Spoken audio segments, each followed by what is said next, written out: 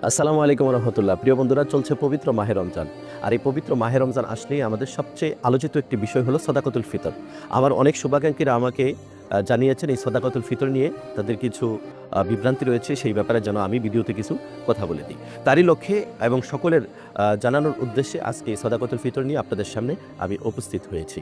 আমাদের ভিডিওগুলো যদি আপনাদের ভালো লাগে তাহলে লাইক করবেন, শেয়ার করবেন এবং কমেন্টে আপনাদের মতামতগুলো আপনারা জানাতে পারেন, যে আমরা আমাদের ভিডিওর মধ্যে নতুনত্ব কি আনতে পারি, এবং আপনাদের জানবার যদি কোনো প্রশ্ন হয়ে থাকে তাহলে সেটিও আমাদের কমেন্ট বক্সে আপনারা কমেন্ট করে জানাতে পারেন। আমরা নির্ধারিত ইনশাল্লাহ উত্তর ভিডিওর মাধ্যমে দিয়ে থাকব। প্রিয় বন্ধুগণ, প্রথমেই যদি আসি, সদাকতুল ফিতর কি?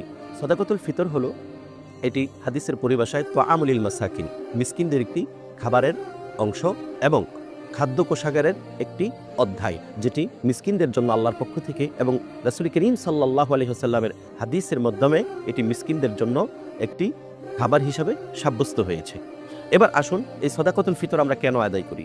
এই সদাকতুল ফিতর আমরা এই জন্য আদায় করি, মুহাদ্দিসিনে কেরামের একটি মত হলো যে পবিত্র মাহে রমজানের রোজাগুলো রাখতে গিয়ে এবং হুকুম আহকামগুলো মানতে গিয়ে আমরা অনেকেই কিন্তু ভুল করে ফেলি, অনেকের ভুল হয়ে যায়, অনেকেই কিন্তু আমরা সঠিকভাবে করতে পারি না। তারই একটা সদকা স্বরূপ আল্লাহ রাব্বুল আলামিন এই সদাকতুল ফিতরাকে ওয়াজিব করে দিয়েছেন তার হাবিবের মাধ্যমে গোটা উম্মতে মুহাম্মাদের উপর, যেটা আমরা আদায় করে। তাহলে এই সদাকতুল ফিতরটা কিন্তু ওয়াজিব, যারা আমরা আদায় করব না তারা কিন্তু ওয়াজিব তরফেরই গুনাহে শামিল হব। 2 নম্বর কথা হলো, এই সদাকতুল ফিতর কাদের উপর ওয়াজিব হবে?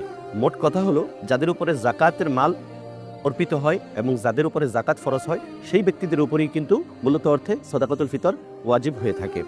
আর সর্বসাফল্যে একটি কথা বলতে চাই, যে ব্যক্তির সম্পদ 1,72,000 টাকা পরিমাণ আছে, ওই ব্যক্তির উপরেই কিন্তু আপনার সদাকতুল ফিতর ওয়াজিব হয়ে থাকে। আর এই সম্পদের কোনো নির্দিষ্ট সময় নেই, এই সম্পদটা তার সারা বছরই থাকতে পারে, এবং এই সম্পদের মালিক যদি সে ঈদুল ফিতরের নামাজের আগেও হয়ে থাকে তাহলে কিন্তু তার উপর সদাকতুল ফিতর আদায় করতে হবে। এবার আসুন, এই সদাকতুল ফিতরটা আমরা কি দিয়ে আদায় করব? টাকা দিয়ে আদায় করব নাকি আমরা খাদ্য সামগ্রী দিয়ে আদায় করব?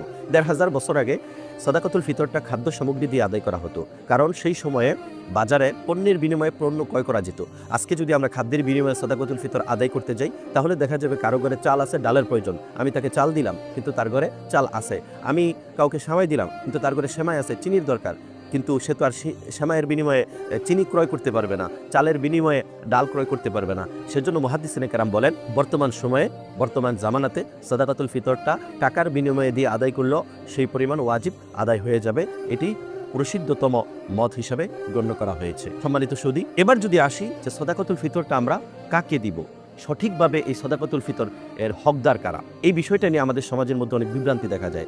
যারা আমরা সদাকাতুল ফিতরটা কালেকশন করি বা যারা সদাকাতুল ফিতরটা আমরা